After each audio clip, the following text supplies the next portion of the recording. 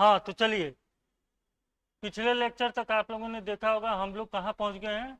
Morphology of flowering plant के calyx और Corolla को हम लोगों ने पढ़ लिया है। ठीक है भाई, फ्लावर के 4 पार्ट हम लोगों ने पढ़े थे, कैलिक्स, करोला, एंडोसियम, गाइनोसियम। जिसमें कैलिक्स, करोला एसेसरी आर्गन होते हैं, ये भी हम पढ़ के आए हैं। और एंडोसियम, गाइनोसियम रिप्रोडक्टिव यूनिट होते हैं, ये भी पढ़ के आए हैं। जो एंडोसियम गाइनोसियम है वो इसेंशियल फ्लावर कहते हैं जब ये दोनों प्रेजेंट रहते हैं किसी फ्लावर में। ठीक है, absent रहेंगे तो नॉन इसेंशियल कहेंगे। ठीक, ये सब बातें हम पहले भी पढ़ चुके हैं, पिछले लेक्चरों में जान चुके हैं। अब सीधे सीधे बेस्ट तरीका है नीट में नंबर लाने का, एनसीईआरटी पढ़िए और बस इतना जानिए कि कहाँ कहाँ से सवाल आते हैं, उसको लाइन अप करिए, उसको स्टार बनाइए। इससे आपको 2 फायदे होंगे। एक तो आपकी बुक पे पूरी कमांड होगी, जो फाउंडेशन कर रहे हैं उनके लिए भी कमांड होगी। और दूसरी ये, जब आप रिवीजन टाइम में पहुंचेंगे, मेन समय वही है, क्योंकि वहाँ फिर नंबर ऑफ बुक आने लगती है।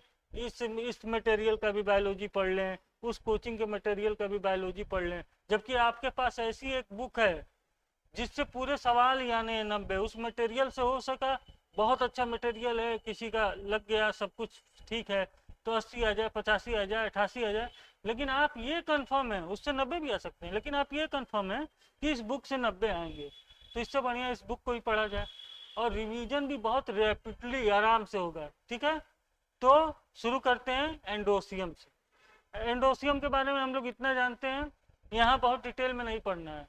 जब हम लोग क्लास 12 की चीजें पढ़ेंगे और पहला ही यूनिट पढ़ेंगे रिप्रोडक्शन इन यूनिट, तो बात करेंगे वहां जाके बहुत डिटेल में इस एंडोसियम गाइनोसियम की। ठीक है, यहाँ जितना दिया है उतना ही पढ़ना है। यहाँ भी कुछ इंपॉर्टेंट चीजें हैं जिनसे सवाल आ जाता है, उन चीजों को देखना है। क्या एंडोसियम किसका बना होता है? एंडोसियम जो है क्या होता है?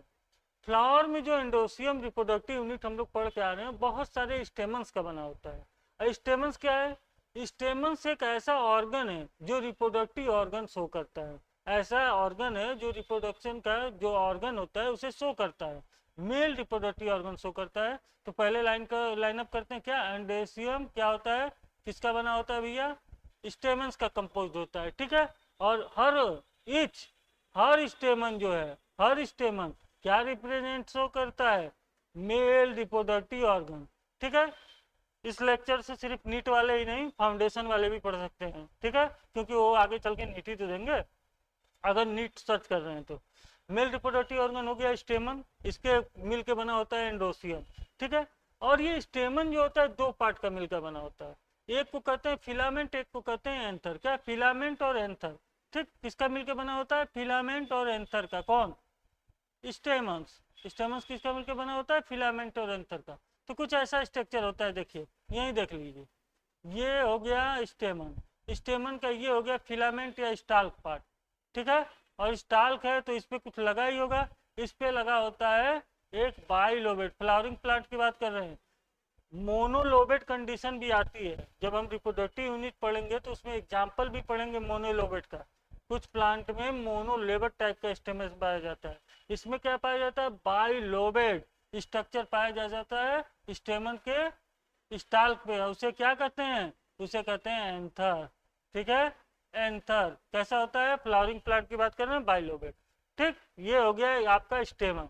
और जो ये एंथर है, इसके अंदर एक स्ट्रक्चर पाएंगे, कोई घबराइएगा नहीं। यहाँ मैं ईपी पेटेलस, ईपी फैलस, इन सब चीजों के लिए पढ़ा रहा हूँ, स्टेमिनोड के लिए पढ़ा रहा हूँ। ये जो स्ट्रक्चर है इतनी डिटेल में पढ़ना है, इतने अच्छे से पढ़ना है रिप्रोडक्टिव यूनिट में, कि यहाँ बहुत विशेष जानकारी इसके बारे में नहीं लेनी है। ठीक है, बस इतना जानिए जो दिया है। एंथर बाइलोपेड होता है, और एंथर के अंदर एक स्ट्रक्चर होता है जिसको कहते हैं पोलन सेक, और नाम से ही जाहिर होता है पोलन सेक है। सेक मैंने बैग लाइक स्ट्रक्चर, तो उसमें क्या होंगे? पोलन ग्रेन भरे होते हैं। ठीक है, पोलन सेक में क्या भरे होते हैं? Pollen grain. और जिसमें पोलन ग्रेन नहीं होगा वो क्या होगा? वो स्ट्राइल स्टेमन होगा, जिसमें एंथर नहीं होगा, स्ट्राइल स्टेमन होगा, उसको क्या कहते हैं? स्टेमिनोड। ये इंपॉर्टेंट लाइन है। ठीक है, जो स्ट्राइल जो होगा स्टेमन, उसको क्या कहेंगे? स्टेमिनोड। ठीक, यहाँ से आपने स्टेमन का स्ट्रक्चर समझ लिया। एंथर के अंदर क्या है? एंथर के अंदर है पोलन सेक। क्या है? पोलन सेक। और उस पोलन सेक में क्या है? Pollen grain. उस पोलन सेक में क्या है? Pollen grain. ठीक है, मेल गैमेटोफाइट। ये पूरी कंडीशन आपको बहुत डिटेल में पढ़नी है। यहाँ मतलब इतना ही समझिए। लेकिन स्टेमिनोड याद रखिएगा, जब स्टाइल स्टेमन पूछेगा तो सीधे सीधे पूछे उसको क्या कहते हैं, स्टेमिनोड, या स्टेमिनोड किसको कहते हैं, स्टाइल स्टेमन को। ठीक है, इतनी बातें हो गई। आगे चलिए, आगे चलिए।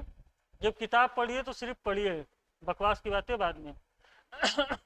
सिंपल तरीका है नीट में, बायोलॉजी में अच्छा नंबर पाने का, कि किताब पढ़िए, ज़्यादा से ज़्यादा किताब पढ़िए। क्योंकि लास्ट में यही देखिएगा, किसी भी सिलेक्टर का उठा के देखिए कि बातें जो है वो बोलता है, उसमें यही कहता है उसने एनसीईआरटी को 8 से 9 बार पढ़ा, 10 बार पढ़ा, 6 बार, 7 बार, 8 बार, 10 बार। ये काउंट क्यों बताते हैं? क्योंकि वो बताते हैं कि हमने एनसीईआरटी पे ही कमांड कर लिया था बायोलॉजी में।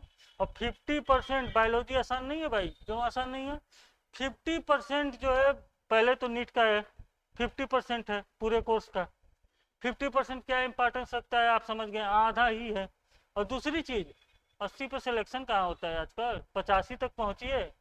ठीक है, क्योंकि टाइम 85 प्लस पहुंचेंगे तो टाइम भी बचेगा, जो फिजिक्स को देंगे नंबर भी गेन होगा, जिससे रैंक आएगी।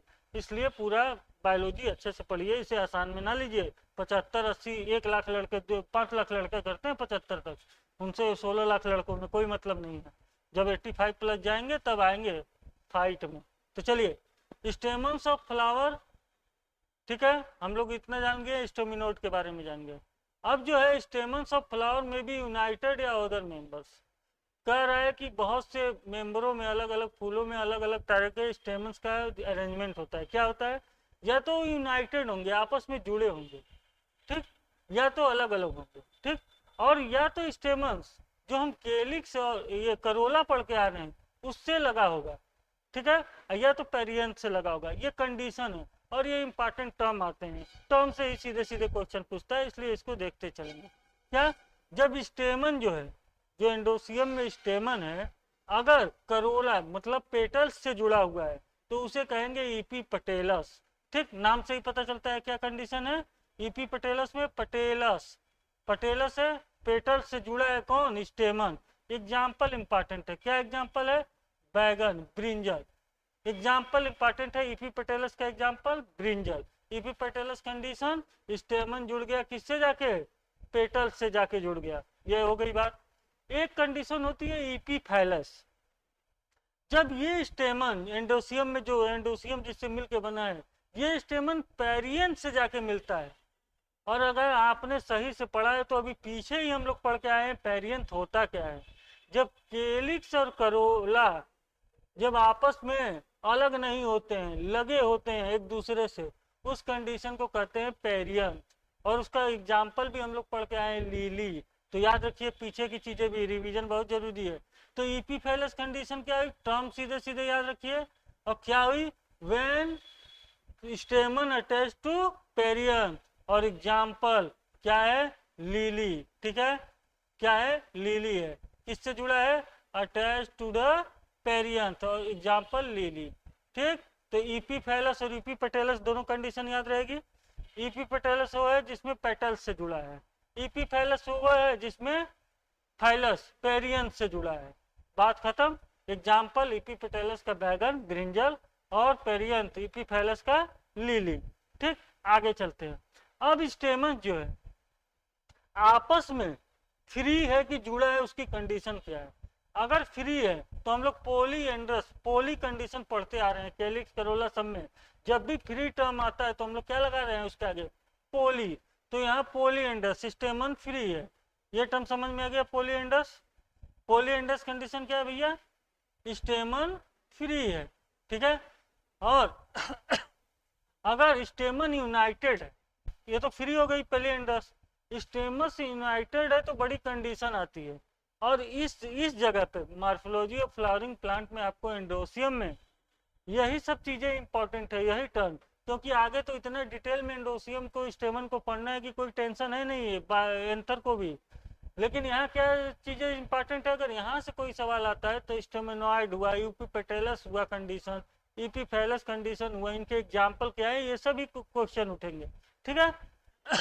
अब देखिए, अगर ये आपस में बंधा है स्टेमन और वो सिंगल बंडल बना रहा है, एक बंडल, तो मोनोडेल्फस नाम से ही समझ में आ रहा है, मोनो मैंने सिंगल। एग्जाम्पल इंपॉर्टेंट है, मोनोडेल्फस कंडीशन होती है जब वन बंडल में स्टेमन क्या होता है, पूरा गांठ बनाए रहता है, उसे कहते हैं China rose example. Monadelphous condition single bundle में पूरा स्टेमन प्रेजेंट है, एग्जाम्पल चाइना रोज। अगर दो बंडल में आ गया अगर यही स्टेमन तो किसी फ्लावर में, वो हो गया डाई डेल्फस कंडीशन, दो बोझे में आ गया तो। और एग्जाम्पल क्या है, पी है, पी में कैसा हो गया, डाई डेल्फस कंडीशन। ये सब यहाँ याद रखने लायक चीज है। आगे जो रिप्रोडक्टिव यूनिट में मैं बात कर रहा हूँ बार बार, वहां ये पढ़ने को शायद ना मिले, इसलिए मोनोडेल्फस डाईडेल्फस और इनके एग्जाम्पल हमें याद रखने हैं।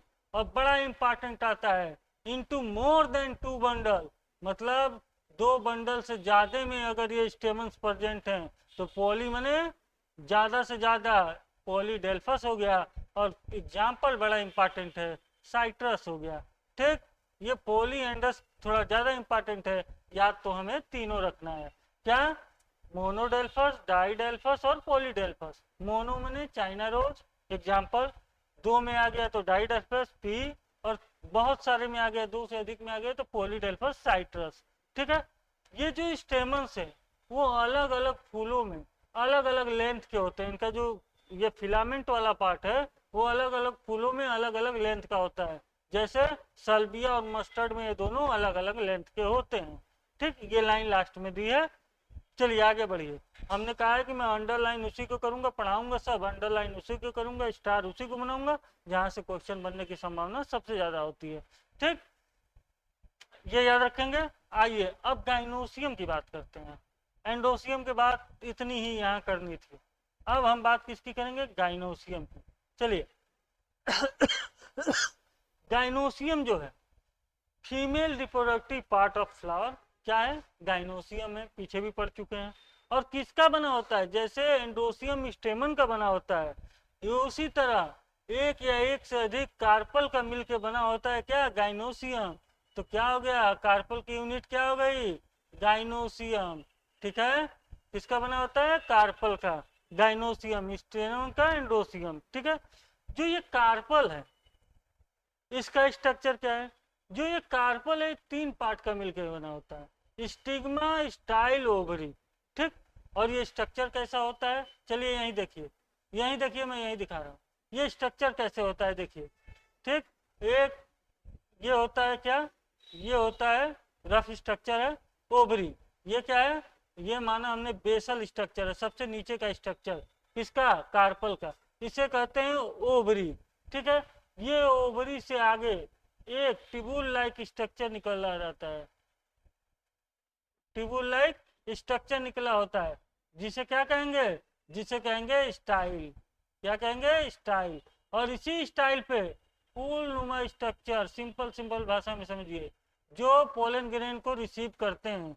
पोलन ग्रेन जब एंथर फटता है, पोलिनेशन के बाद आते हैं तो यहीं आके लगते हैं, इन्हें कहते हैं स्टिग्मा। यही है आपके कार्पल का स्ट्रक्चर।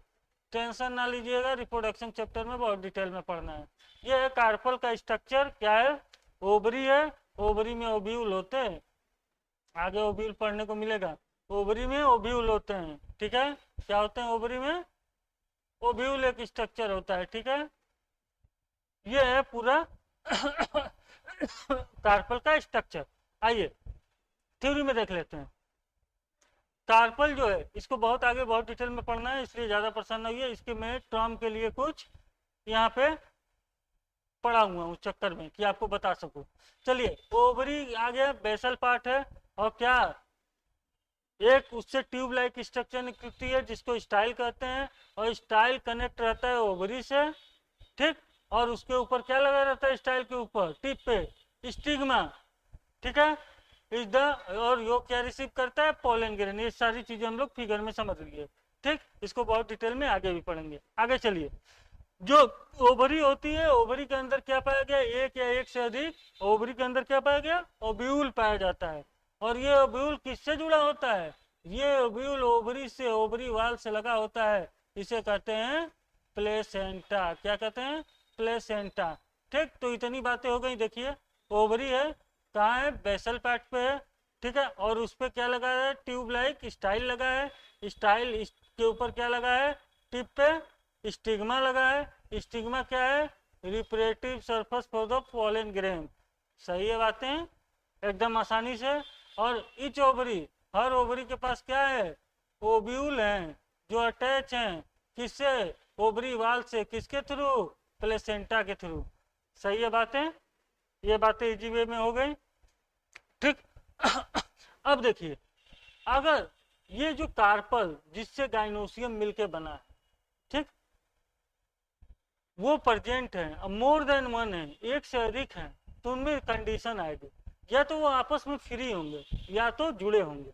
जब वो फ्री होंगे इस कंडीशन को कहेंगे एपोकार्पस कंडीशन। यहाँ जो पढ़ रहे हैं हम लोग मॉर्फोलॉजी ऑफ फ्लावरिंग प्लांट में, ये टर्म ज्यादा इंपॉर्टेंट है। जैसे हम लोग ईपी पेटेलस ईपी फैलस पढ़ के आए थे, उसी तरह यहाँ एपोकार्पस की बात कर रहा है। एपोकार्पस सिंगल कार्पस मैंने फ्री कार्पस, अकेले अकेले कार्पस। एपोकार्पस अकेले अकेले कार्पस, क्या कंडीशन है, फ्री कार्पस, फ्री होते हैं। और इसका एग्जाम्पल याद रखिएगा, लोटस एंड रोज। एग्जाम्पल बहुत टर्म क्या है, एपोकार्पस दे दिया, हमें मालूम है भाई एपोकार्पस अकेला कार्पस, एग्जाम्पल लोटस एंड रोज। उसी तरह अगर आपस में फ्यूज हो गए तो सीन कार्पस, तो टर्म क्या हो गया, सीन कार्पस। क्या हो गया, सीन कार्पस। एग्जाम्पल क्या हो गया, मस्टर्ड एंड टमाटो।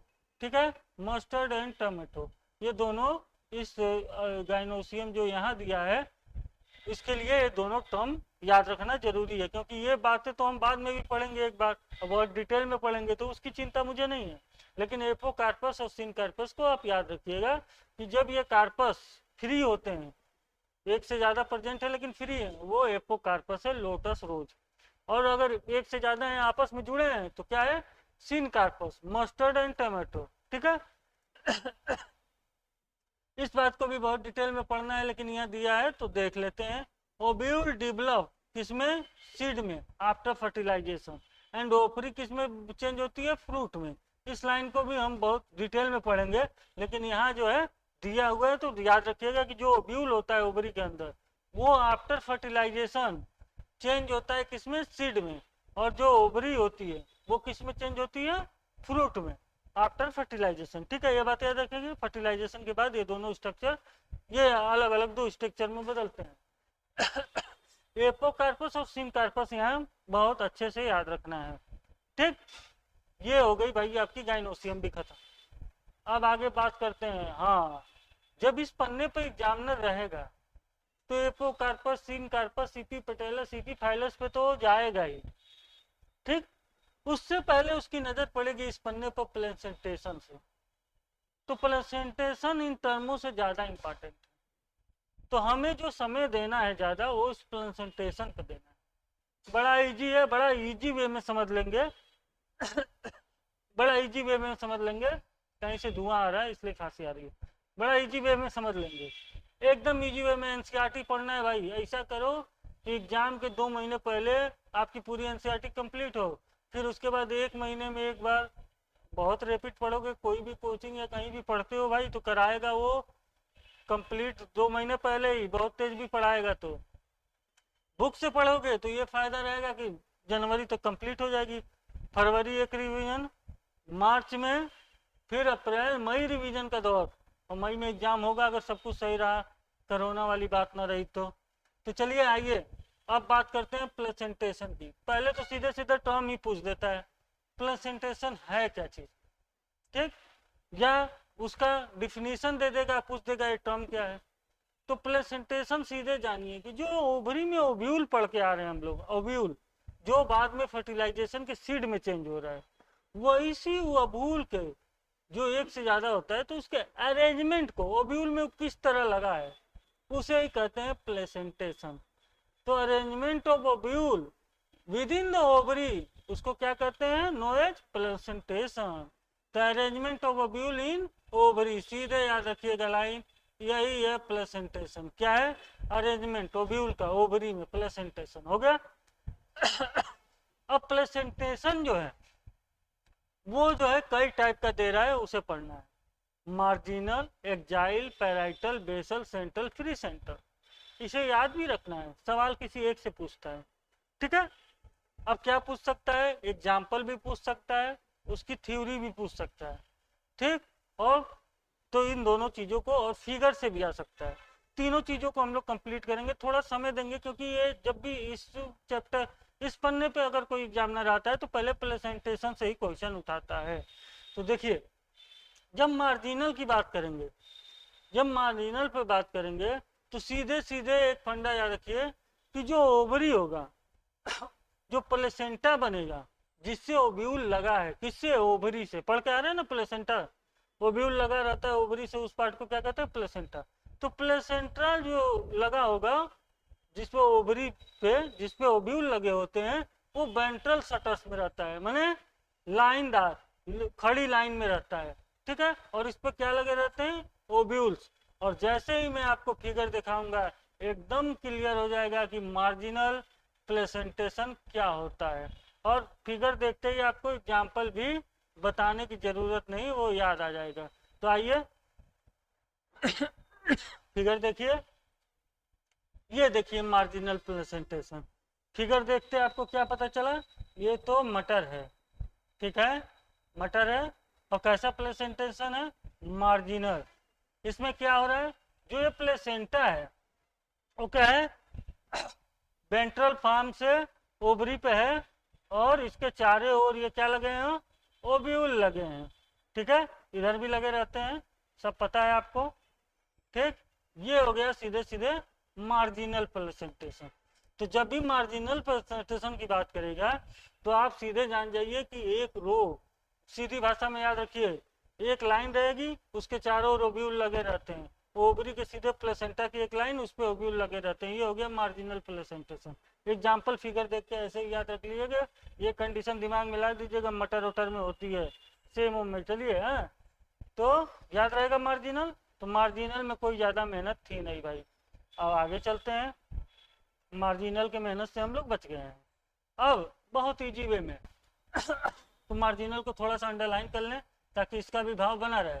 प्लेसेंटेशन क्या होता है, मार्जिनल, उसमें जो है placenta form rigid along ventral shutters of the ovary, ठीक है। क्या कंडीशन, वो प्लेसेंटा एकदम जो है वेंट्रल सटर्स के ओवरी चला जाता है, और उसके ओव्यूल लगे होते हैं दोनों साइड में, लगे रहते हैं भाई, मटर देख के लग गया, और एग्जाम्पल भी पी है।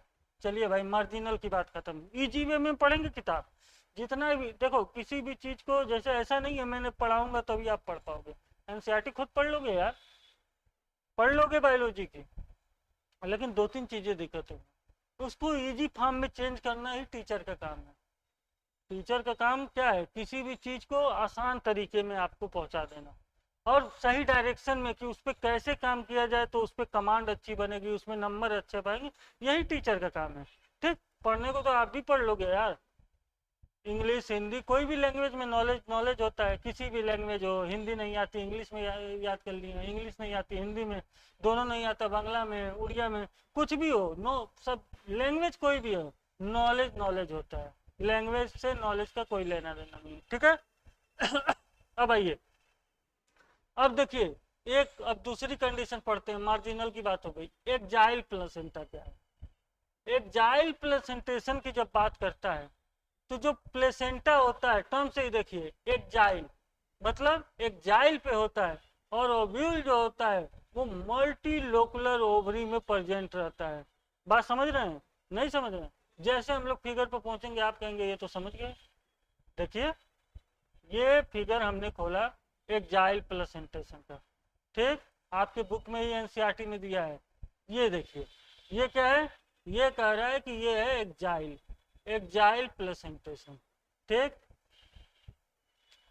इसमें क्या कंडीशन बोला, मल्टीलोकुलर ओवरी हो, ठीक है, क्या हो, मल्टीलोकुलर, देख लीजिए मल्टीलोकुलर है, यही तो है मल्टीलोकुलर।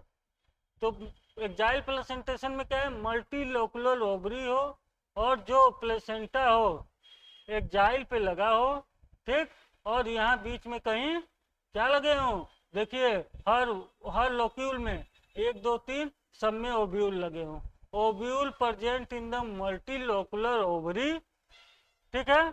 इस कंडीशन को क्या कहें हम, एक जाइल प्लेसेंटेशन, ठीक है, ठीक, एकदम इजी है। फिगर से भी याद रखना, इस फिगर से इसलिए रिलेट कर रहा हूँ कि फिगर दे के भी सीधे यही फिगर दे देगा, पूछ देगा कौन सा प्लेसेंटेशन है। तो आपको दिमाग में रहना चाहिए कि मल्टीलोकुलर दे रहा है, ये कंडीशन तो एक जाइल की है। मल्टीलोकुलर ओवरी में जगह हर लोकुल में ओब्यूल लगे हैं, कंडीशन एक जाइल की है, ठीक है। तो बहुत इजी वो में ज्यादा दिमाग नहीं लगाना है, चीजों को कमांड करना है, बस कमांड करना है, वो जैसे भी आ जाए। तो मेरे ख्याल से सीधी वे में आ जाए, छोटी छोटी बातों में पढ़ लिया जाए। चलिए टाइम वेस्ट मत करिए। Placenta is axile and the ovule are attach in multilocular ovary, पूरा देख के आ रहे हैं भाई। और इस तरह के प्रेजेंटेशन क्या कह रहे हैं, हम एक्जाइल कर रहे हैं, ठीक है। और एग्जाम्पल ज्यादा इंपॉर्टेंट, कौन कौन है example, China rose, tomato, lemon. इन एग्जाम्पलों के लिए फार्मूला भी आएंगे, लेकिन वो रिवीजन के समय आएंगे, अभी नहीं, अभी नहीं, ठीक है। उस पर काम चलेगा, उसको इजी वे में चेंज करूंगा मैं, ठीक। तो देखिए प्लेसेंटेशन कैसा हो गया, एक जाइल कैसे हो गया, एक्सियल पर प्लेसेंटा है, ठीक है, एक्सियल पर प्लेसेंटा है, मल्टीलोकुलर ओवरी है, बहुत से भागों में बटी है, और उन भागों में क्या प्रेजेंट है, ओव्यूल प्रेजेंट है। एक्जाइल कंडीशन हो गई, अरेंजमेंट ओव्यूल का समझ में आ गया। एग्जाम्पल चाइना रोज, टमाटो और लेमन, ठीक है। सीटीएल आगे भी पढ़ेंगे आप लोग, इस पर अब बात करेंगे, मैं दे दूंगा अगले लेक्चर पे इस पे सारे पे फॉर्मूला। और ये बात करते हैं अब आगे पैराइटल की। ये पैराइटल प्रेजेंटेशन क्या है, ठीक है। वो वो अरेंजमेंट जिसमें ओवरी में जो ओव्यूल होता है वो उसके इनर वाल पे लगा हो या उसके पेरीफेरल पार्ट पे, मतलब आउटर कवरिंग पे लगा हो, ठीक है। और ओवरी जो है वन चेम्बर्ड हो, एक ही चेम्बर्ड की हो, लेकिन कभी कभी वो दो चेम्बर्ड भी हो जाए, क्यों, फाल्स सेप्टम की वजह से। सेप्टम माने वो स्ट्रक्चर जो दो भागों में डिवाइड कर दे। तो सीधे सीधे पैराइटल में क्या है, ओव्यूल कहाँ होंगे भाई, ओव्यूल होंगे पेरीफेरी पे, इनर वाल पे। और ओवरी कैसी दिखेगी, पहले तो एक चैम्बर्ड होगी, लेकिन बाद में कैसी दिखेगी, दो चैम्बर्ड, क्योंकि उसके पास एक फाल्स सेप्टम आ जाएगा जो उसे दो भागों में डिवाइड कर देगा। देखिए थ्योरी देखिए, फिगर में तो हम और आसानी से समझ लें इसको। फिगर इसलिए रिलेट कर रहा हूँ क्योंकि फिगर से सवाल आ सकता है, सीधे सीधे फिगर देगा स्ट्रक्चर और आपसे प्लेसेंटेशन पूछ देगा। देखिए ये पैराइटल की बात कर रहा है, पैराइटल की बात कर रहा है, ठीक है। कंडीशन हम लोग जानते ही हैं पैराइटल की, ठीक है। पैराइटल की बात कर रहा है तो कोई बात नहीं, हम क्या पढ़े, ओव्यूल जो है, क्या पढ़े, ओव्यूल जो है ओव्यूल क्या है, ovule present on the inner wall of the ovary, ठीक है। ये ओव्यूल है, ये प्रेजेंट है। और ये जो क्या पढ़े, ओवरी जो है सिंगल चैम्बर की दिख रही है, लेकिन इसमें क्या आ जाता है, फाल्स सेप्टम, और इसकी आने की वजह से ये क्या हो जाती है, डबल दिखने लगती है, दो पार्ट में, डाई लोकुलर मतलब मल्टीलोकुलर कह सकते, दो पार्ट में दिखने लगती है ये ओवरी, ठीक है, ठीक है, फाल्स सेप्टम की वजह से, ठीक, फाल्स सेप्टम की वजह से ये दो पार्ट में दिखने लगती है, बाइलोबेट, ठीक है, ओवरी आ जाती है। और पहले कैसे रहती है, पहले सिंगल रहती है, और ये फाल्स सिम्टम क्या आते हैं, बाइलोबेट हो जाती है। इसकी कहानी यही है। ओव्यूल कहाँ है, इनर वाल पे है या पेरिफेरल पे है, ठीक है। यही हो गया क्या, पैराइटल। ज़्यादा फिगर से रिलेट करके ही पढ़िएगा हर चीज़, फिगर ऐसे इस बार के उसमें तो नहीं पूछा था, लेकिन सीधे सीधे दे देंगे तो करेंगे क्या, नहीं पढ़े रहेंगे तो सवाल चला जाएगा, ठीक है। तो बात करेंगे, चलिए पैराइटल की बात करिए। पैराइटल प्लेसेंटेशन की बात किया तो ovule develop on inner wall of ovary, ovule कहाँ डेवलप हुआ, हम देख के आ रहे हैं फिगर में, इनर वॉल ऑफ ओवरी। और पेरिफेरल पार्ट, ठीक है, पेरिफेरल पार्ट देख के आ रहे हैं सब, पेरिफेरल पार्ट आउटर पार्ट के पास ही, इनर वॉल पे ओवरी आ गई। ओवरी पहले हमें दिखी कैसी, पैराइटल में वन चैम्बर, लेकिन फाल्स सेप्टम से हमें वो कैसे दिखने लगी, बाद में two chamber, due to formation of false septum की वजह से, ठीक है। ये हो गया पैराइटल की कहानी। एग्जाम्पल क्या है, इंपॉर्टेंट है, मस्टर्ड है और एग्रीमोन है, एर्जिमोन है, ठीक है। मस्टर्ड एंड एर्जिमोन इसका एग्जाम्पल है पैराइटल का, ठीक है। और क्या कंडीशन है ये भी आप देख लीजिए, पैराइटल की भी बात खत्म। ठीक, अब बचा हमारे पास कौन कौन सा, सेंट्रल और free centre. Basal, central and free centre. जब बात करते हैं किसकी, अब दे रहे हैं, अब बात करेगा फ्री सेंट्रल की। नाम से ही पता होगा, फ्री सेंट्रल मतलब जो सेंटर पे फ्री हो, जो ओब्यूल सेंटर पे फ्री हो, मतलब कोई सेप्टा ना हो, एकदम सेंटर पे फ्री पोजीशन पे वो रहे, उसे कहेंगे फ्री सेंटर। नाम से ही पता चल रहा है, कोई ज्यादा ध्यान नहीं देना है। Ovule are borne on the centre axis and septa are absent.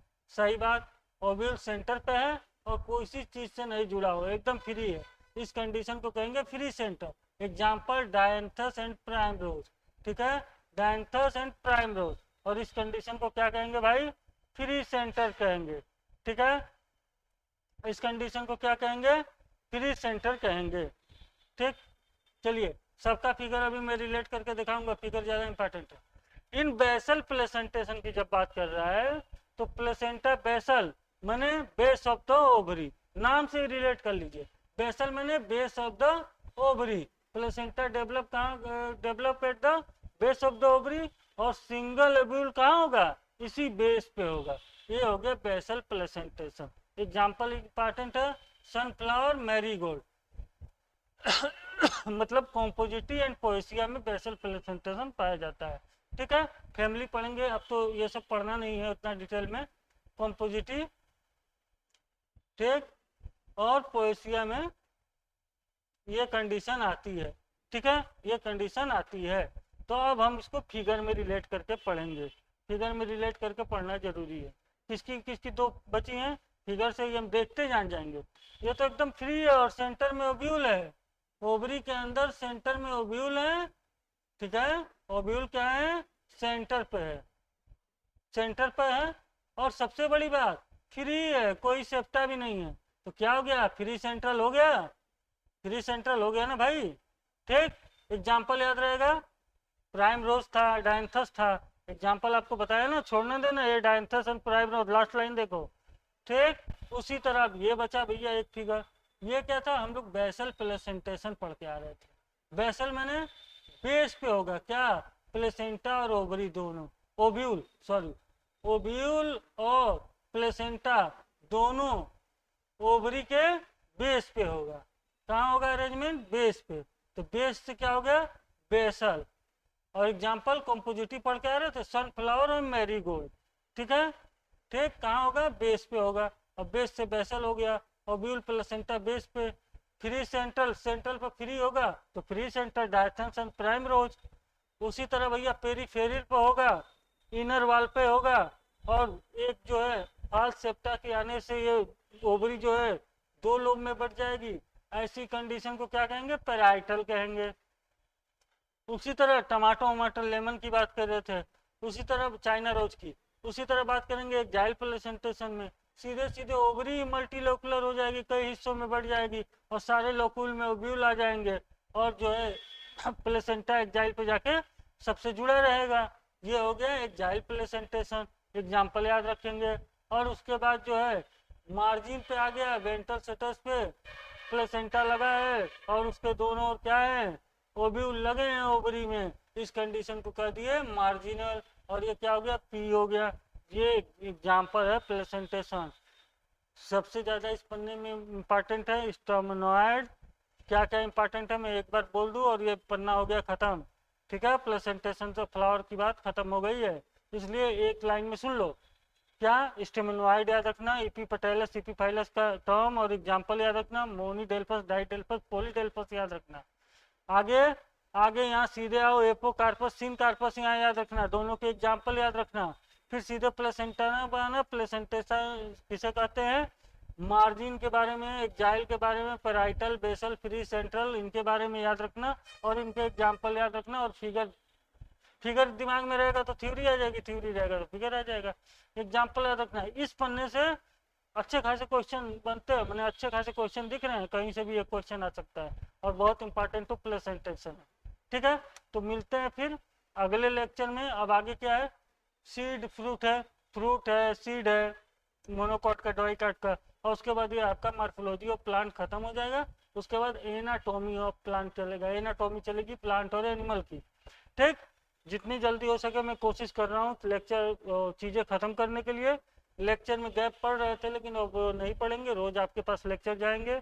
और ऑनलाइन क्लास भी, लाइव क्लास भी जो है, जब सब्सक्राइबर बढ़ जाएंगे या नंबर ऑफ कैंडिडेट कोई कमेंट में डिमांड करेगा तो इस हिसाब से चलाया जाएगा रात को 8-9 बजे से।